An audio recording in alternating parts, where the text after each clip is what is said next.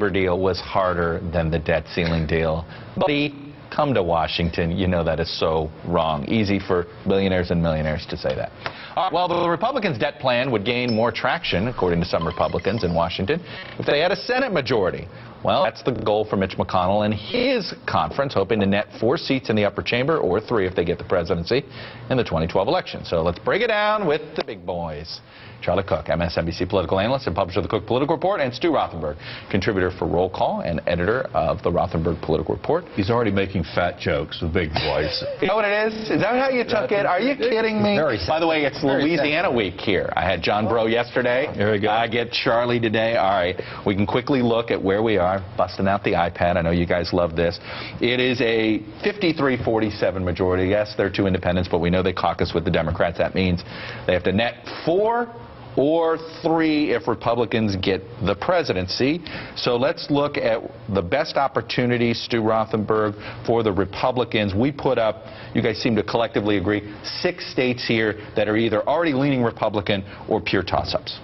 Well, North Dakota looks in the bank for the Republicans already. It's a good Republican seat, open seat, so I think they'll probably win that. And after that, then you go to 3 or 4 races that I think are at least even money for the Republicans, and you kind of have to like how they're starting. That'd be Nebraska, Montana, and Missouri. Strong Republican candidates, Democrats in difficult states, fundamentally Republican-leaning states. Look, Charlie Cook, you take those 4, forget Wisconsin and Virginia, which I think are pure toss-ups, probably will be toss-ups all the way to Election Day. Take those other 4. Of those 4, which ones should Democrats feel as if they have the best chance of stopping the Republicans? Well, I think Florida is the toughest, I think, for Democrats.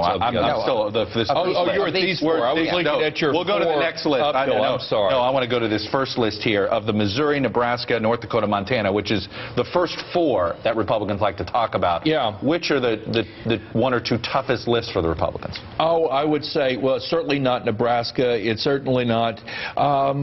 Maybe. Would you rather be Tester or McCaskill?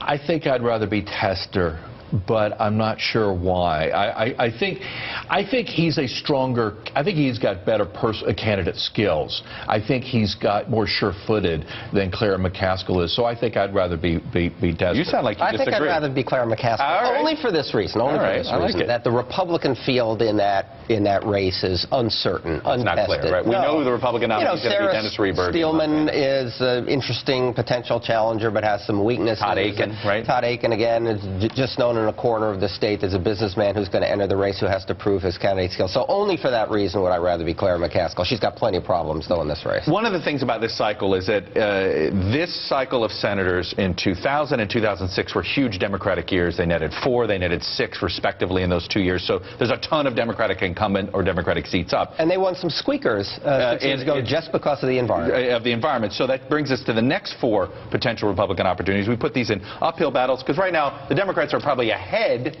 but they may not be. And I guess I would ask you this, Charlie Cook, of these 4, New Mexico, Michigan, Ohio, Florida, which ones are going to be toss-ups in October of 2012? I think, although the Republican field is unformed and underwhelming so far, I think Bill Nelson is extremely vulnerable in Florida. I mean, I just think he's somebody that has had extremely weak opposition. The state's been trending away from him, and he's been the beneficiary because he's had very weak opposition. This time he's not going to have a Katherine Harris. He's not going to have a Bill McCollum. I think he's going to have somebody that's going to end up being, it's going to be either somebody tougher or it will be a tougher year. You'd rather be Sherrod Brown than Bill Nelson?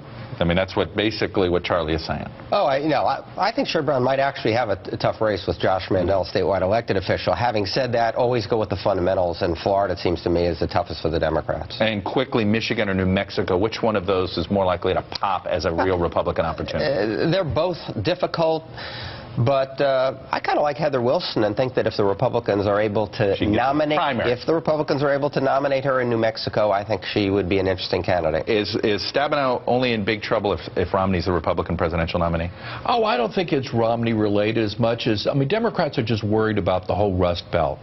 And that it's a tough region for this economy, and that's where they have to worry about this being parliamentary against them. All right, there are a handful handful of opportunities Democrats like to talk about. We put up 3 on the board: Nevada, Indiana, Massachusetts. Nevada seems the most obvious. It's a swing state. We get why that's a real opportunity.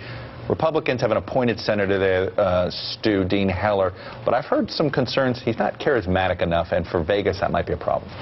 Well, it could be. As you pointed out, this is going to be competitive in the presidential election. I think when you just look at the numbers of the state, how close these races have been. Think back to the Harry Reid, John Ensign race. They're all close. Hundreds of votes.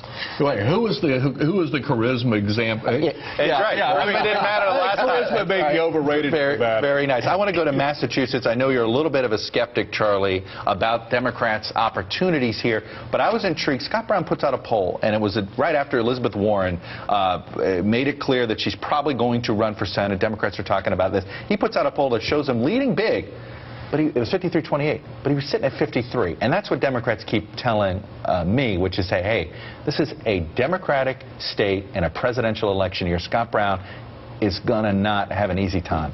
I don't know. I think the Massachusetts Democratic Party, I think they've alienated a lot of swing voters in the state. I think it's kind of a sclerotic party. I think that, first of all, Brown's job approval ratings are a lot higher than the 53. 53 is probably just the ceiling of what a Republican can get there. Right. And also, I think it was about fundraising, to be perfectly honest. Well, when you're sitting at 53, if you're Democrats, you don't walk away because you think, geez, how many Obama-Brown voters are there, right? Absolutely. I mean, I think the Democrats have to hope that we are having a series of parliamentary elections here, and for the same reason that the Republicans have the advantages in places like Nebraska and Montana and North Dakota, the Democrats I think have Democrats a fighting can jump chance a here. lot of money to Massachusetts and find it 53-47 after all the money's gone in. Interesting. We didn't get to Indiana. I think that depends on a lot of Tea Party world. We shall see. Stu Rothenberg, Charlie Kirk. You know we're going to do this a lot. So it's a good way to start. Thank you both. Up next,